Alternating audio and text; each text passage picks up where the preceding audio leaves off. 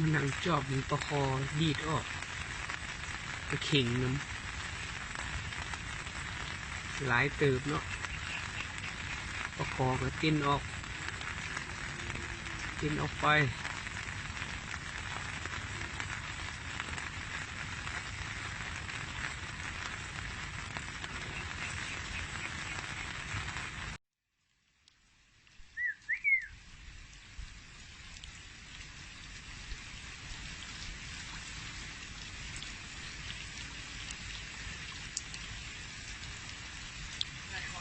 ปลาเข่งจะดีดออกไปแคมหน้าเนาะ